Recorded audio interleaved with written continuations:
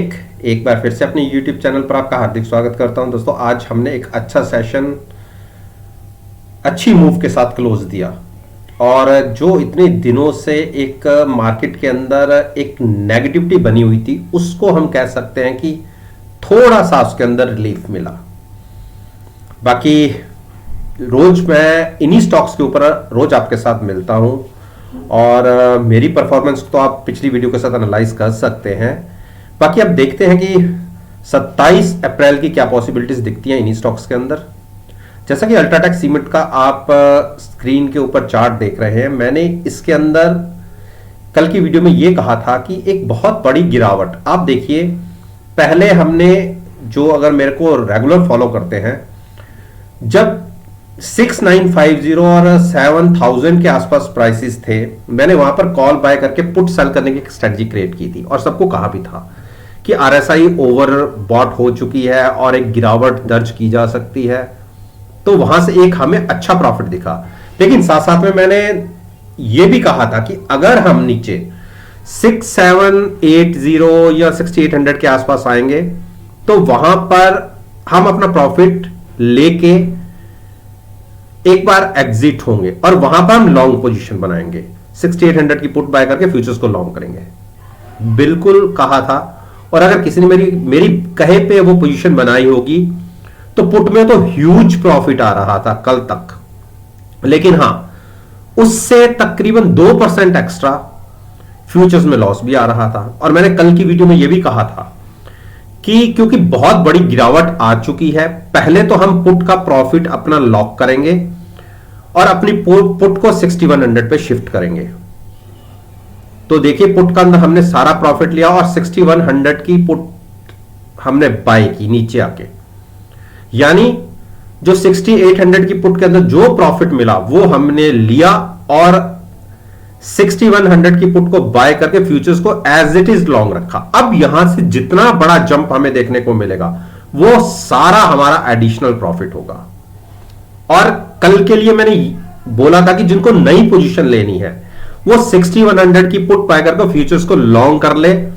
मुझे लगता है कि एक बार हम 6400 इजीली देख लेंगे, तो नॉर्म्स में रहिए, शॉर्ट मत कीजिएगा। आईओसी में हमारी 90 की पुट बाय करके फ्यूचर्स लॉन्ग है और वो पोजीशन हम कैरी कर रहे हैं और हो सकता है कि इस पोजीशन को हमें नेक्स्ट वीक शिफ्ट करना पड़े, सॉरी नेक्स्ट मंथ एक्सपायरी में। और अगर एक बार इसने 8900 के ऊपर 89 के ऊपर क्लोजिंग दिखा दी तो 91 इजीली चला जाएगा। तो अगर 91 93 तक चला जाए, जिसकी पॉसिबिलिटी काफी कम है इस एक्सपायरी में, लेकिन अगर इस पूरे मंथ की हाई से लो देखें तो हमने एक बहुत बड़ी गिरावट भी दिखा चुके हैं। मैं अप्रैल से बात करता हूं, देखिए अप्रैल, यहां से 1 अप्रैल है, देखिए उस टाइम 94 के आसपास प्राइसेस चला करता था और 89 के आसपास ट्रेड हो रहा है, तो 5-6 रुपए यानी 7-8% की गिरावट देखी जा चुकी है। तो हो सकता है कि लास्ट के 2 दिनों में एक शॉर्ट कवरिंग रैली आए, क्योंकि एफओ के अंदर जो पोजीशंस होती हैं वो पोजिशनल होती हैं, तो जो एक्सपायरी करते हैं बिल्कुल उसके ऑपोजिट करती है। तो पॉसिबिलिटी है कि हम एक बार 91 तक जा सकते हैं। देखिए, अगर एक बार हम 91 92 तक चले जाए तो हम वैसे ही प्रॉफिट में आ जाएंगे, तो उस केस में हमें कोई ज्यादा एक्स्ट्रा लॉस होगा नहीं। तो इसी तरीके से हम अपनी पोजीशन को एग्जिट करेंगे। लेकिन अब जिन्होंने नई पोजीशन लेनी है उनके लिए मैं ये कहूंगा कि 89 के ऊपर अगर ट्रेडिंग मिलती है, कम से कम आपको हाफ एन आवर देखना पड़ेगा, eight the money put buy करके फ्यूचर्स को लॉन्ग रखिए। और अगर नेक्स्ट मंथ एक्सपायरी में ये ट्रेड लेंगे तो ज्यादा अच्छा रहेगा। गेल, देखिए गेल ने कोई रिकवरी नहीं दिखाई। हां, कल के कंपैरिजन में थोड़ा सा ऊपर क्लोज हुआ है, लेकिन हम इसमें 130 की पुट बाय करके फ्यूचर्स को लॉन्ग करके बैठे हुए हैं। हम मानता हूं कि 130 वाली जो पुट है उसका प्रीमियम डिके हो गया है और फ्यूचर्स में हमें कोई खास प्रॉफिट हुआ नहीं, तो हो सकता है कि इस पोजीशन को भी हमें शिफ्ट करना पड़े। लेकिन अगर 135 के प्राइसेस दिख जाते हैं तो हम इस पोजीशन में भी प्रॉफिट में आ जाएंगे।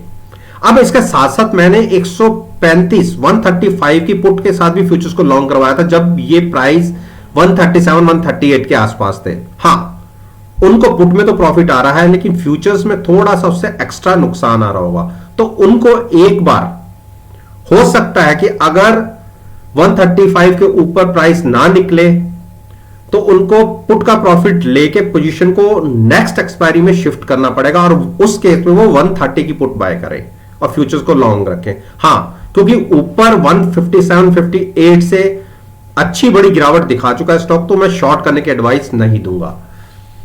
टाटा मोटर्स, देखिए टाटा मोटर्स पिछले 3 4 5 दिन से एक ही प्राइस के आसपास कंसोलिडेट कर रहा है और 44 के आसपास की आरएसआई है, तो इसमें भी अभी बिल्कुल मिडल के अंदर है। और एमएसीडी देखें तो बेरी साइड पर ही ट्रेड कर रहा है, तो लॉन्ग पोजीशन अभी मत कैरी करिए, एक गिरावट आने दीजिए। अगर 290 के आसपास, देखिए 295 की क्लोजिंग मिली है, 290 या 285 के आसपास मिलता है तो वहां पर पुट बाय करके फ्यूचर्स को लॉन्ग कीजिएगा, यहां पर थोड़ा सा अवॉइड कीजिए। या अगर एक एक्सपायरी क्लोजिंग 305 के ऊपर मिल जाती है तो भी आप इसको लॉन्ग ले जा सकते हैं, eight the money put buy करके फ्यूचर्स को लॉन्ग कर सकते हैं। अब बात करते हैं यूपीएल। यूपीएल में पिछले 4-5 दिन से देखिए जो 595 इसकी 50 डेज मूविंग एवरेज है उसके ऊपर क्लोजिंग नहीं मिल रही, और उसके बाद एक रेजिस्टेंस है 9 डेज मूविंग एवरेज 602। तो जब तक ये 2-3 ऊपर की रेजिस्टेंस है क्रॉस नहीं करेगा, कोई बड़ा रनअप नहीं दिख रहा। लेकिन क्योंकि क्लोजिंग हमें नीचे मिल रही है तो एक पॉसिबिलिटी ये भी दिखती है कि अगर मार्केट में गिरावट दिखी तो एक बड़ा सडन फॉल 570 तक का आ सकता है और उसके बाद 550 का।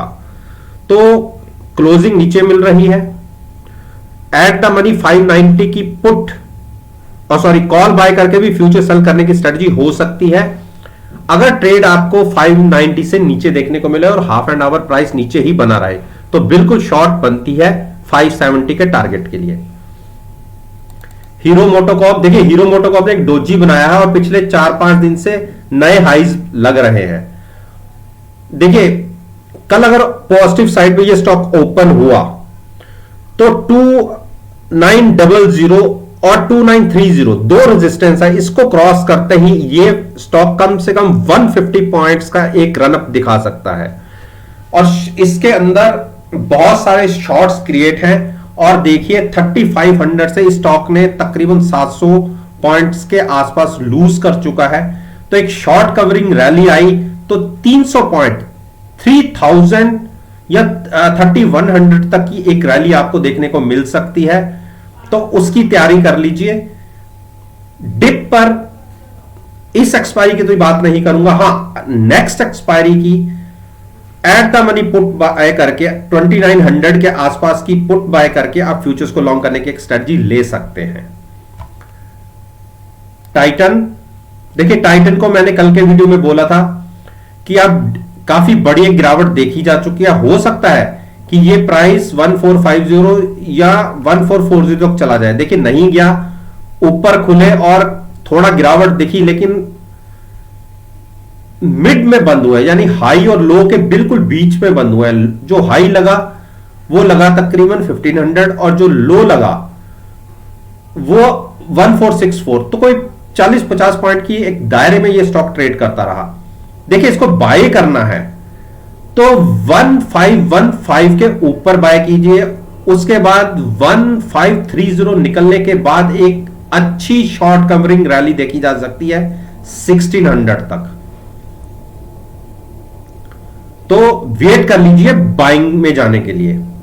अब जो ट्रेडर्स होते हैं, ट्रेडर्स के लिए स्टॉक अभी भी नेगेटिव है, जब तक 1515 क्रॉस नहीं करता ट्रेडर्स को भी लॉन्ग पोजीशन नहीं लेनी चाहिए। और अगर 1500 की कॉल बाय करके फ्यूचर सेल करने की एक स्ट्रेटजी बनाएंगे तो हो सकता है कि हम 1450 फिर से देखें, लेकिन शॉर्ट साइड पर तभी बनाना है अगर आज की जो क्लोजिंग रही है उसके नीचे ओपन हो और कम से कम हाफ एन आवर हम नीचे ही बने रहें, तो at the money call buy करके फ्यूचर सेल करने की एक स्ट्रेटजी ले सकते हैं। टीसीएस में बिल्कुल एक शॉर्ट बन सकती है। क्लोजिंग मिली है 3100 के आसपास, 3100 की कॉल बाय करके फ्यूचर सेल करने की एक स्ट्रेटजी बन सकती है अगर हम नेगेटिव ओपन होते हैं और हाफ एन आवर नीचे बने रहते हैं। देखिए सारी मूविंग एवरेजेस के नीचे स्टॉक ट्रेड कर रहा है और इसमें आपको जो पहला टारगेट दिख सकता है वो 3050 तक का दिख सकता है, तो 50 पॉइंट की एक फॉल देखने को मिल सकती है जो इमीडिएट टारगेट होगा। मारुति ने एक बहुत अच्छी आज एक कोशिश की और देखिए जो इंट्राडे हाई लगा वो 6780 के आसपास का लगा और यही इसकी बहुत बड़ी रेजिस्टेंस थी। देखिए यहां तक स्टॉक चला गया, लेकिन एक न्यूज जैसे ही फ्लैश हुई कि मारुति के जो एक्स चेयरमैन थे मिस्टर खट्टर वो एक्सपायर हो गए, तो उसका एक मार्केट ने नेगेटिव इंपैक्ट पड़ा और मारुति में एक 100 पॉइंट्स का फॉल देखा गया। तो जो क्लोजिंग थी वो 9 डेज मूविंग एवरेज के भी नीचे चली गई। तो जब तक अब फिर से 6700 क्रॉस नहीं करेगा और उसके ऊपर क्लोजिंग नहीं देगा तो हम इस स्टॉक में अभी बुलिश नहीं है, जबकि हमारी अपनी पोजीशन 6800 की पुट बाय करके फ्यूचर्स लॉन्ग है। मानते हैं कि तकरीबन 100 रुपए का नुकसान हो रहा है, लेकिन एक बार अपना पुट का प्रॉफिट लेके हम एग्जिट होंगे और अपनी पोजीशन को नेक्स्ट मंथ में एक्सपायर शिफ्ट करेंगे। रीजन क्या है, आखिरी 3 दिन बचे हैं और प्रीमियम एकदम से डिके हो जाएगा, तो इसीलिए कुछ प्रीमियम बचा हुआ है तो उसको हम लेके अगले महीने वाली एक्सपायरी में शिफ्ट करेंगे। अब जो लॉन्ग्स में जाना चाहते हैं मारुति के अंदर वो पहले 6700 के ऊपर एक क्लोजिंग आने दें। अगर वो क्लोजिंग हमें मिल जाती है तो आप 100 पॉइंट्स की एक जंप की मूव तैयारी कर सकते हैं लॉन्ग साइड पर। ब्रिटेनिया, देखिए ब्रिटेनिया ने तो बिल्कुल ही मायूस कर दिया। मैंने अपनी पिछली वीडियोस में 3660 के आसपास गिरावट पर बाइंग करने की एडवाइस दी थी और साथ में पुट भी बाय करने को बोला था। हाँ, पुट में तो बहुत अच्छा प्रॉफिट आ रहा है, लेकिन फ्यूचर्स में उसमें थोड़ा सा 2-3% एक्स्ट्रा नुकसान आ रहा है। तो मेरे को लगता है कि जैसी आज गिरावट आई है हम 3455 फिर से छू सकते हैं और यहीं से हमने ऊपर की एक रैली शुरू की थी और 50 डेज मूविंग एवरेज के नीचे फिर से हम पहुंच गए हैं। तो नया तो कोई ट्रेड मत लीजिए। हाँ, हम पुट के साथ पुट बाय करके हमने फ्यूचर्स लॉन्ग कर रखा था और पुट में तो प्रॉफिट आ रहा है। पुट का प्रॉफिट लेके हम अगले मंथ में शिफ्ट होंगे और इस पोजीशन को अपनी एज इट इज कैरी करेंगे। तो दोस्तों, ये मैंने निफ्टी इंडेक्स में अच्छी वेटेज रखने वाले स्टॉक्स के ऊपर अपना ओपिनियन आपके साथ शेयर किया है और मेरा मानना है कि अगर मेरी इस वीडियो को आप 27 अप्रैल के सेशन के साथ एनालाइज करेंगे, यकीन मानिएगा आपको बहुत अच्छे पॉजिटिव रिजल्ट्स देखने को मिलेंगे। वीडियो अच्छी लगी हो तो लाइक कीजिएगा, शेयर कीजिए और मेरे यूट्यूब चैनल को सब्सक्राइब करना मत भूलिएगा। इस बात के साथ मैं आपसे विदा लेता हूं और एक नई वीडियो के साथ फिर से आपको